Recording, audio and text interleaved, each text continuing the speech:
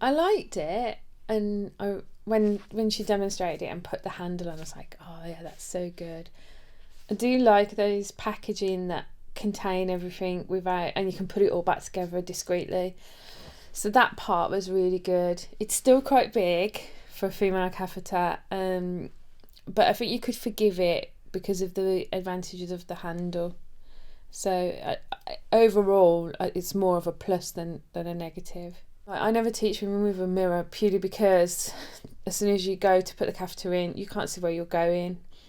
But if you could use them, for some people, they do need that visual, because women aren't like men, whereas men look at their penis all the time. They know it, they're intimate with it, whereas females very rarely look down below to see where everything is and make sure that it is where it should be. So we show them a diagram and go, yes, this is the clitoris, this is the urethra, this is the vagina.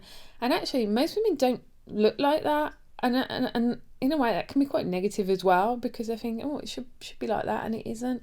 But if you've got a mirror and you go, yeah, rather than show them a diagram and say, you could get a mirror and you could get good visual, because at the moment I'm standing in the toilet going down a little, up a little, because they can't see. Even with the mirror, they can't see, their hand's in the way. With the handle, they could have the mirror and do it themselves, and I could stay back outside. I wouldn't need to be there. So I do see an advantage in that. It's really good.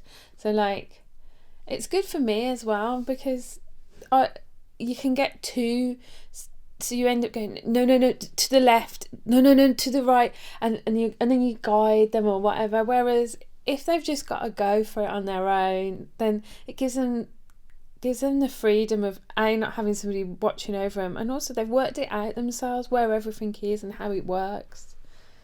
So it stops that other person being involved. It's really good for them, because I wouldn't want to be watched if I was doing it. And you've got to think that they are me and you. Do you know what I mean? They're people that are doing something very intimate with their sexual organs. You know, they're there, and it offers them that privacy and the dignity.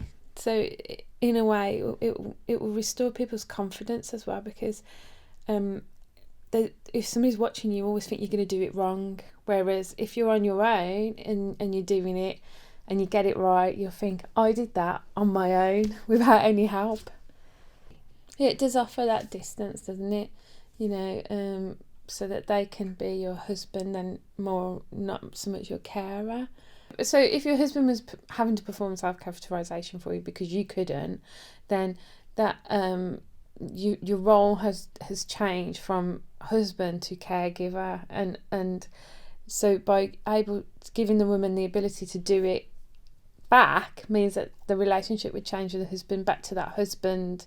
And so even if they're doing certain things for them, like helping them prepare meals, maybe even helping them have a wash, there's something very intimate about self-catheterisation. And I've got a patient who does do this for his wife, and it causes a lot of discussion within the office, and a lot of people are like, my husband wouldn't do that. So there's loads of people out there that don't even have that option.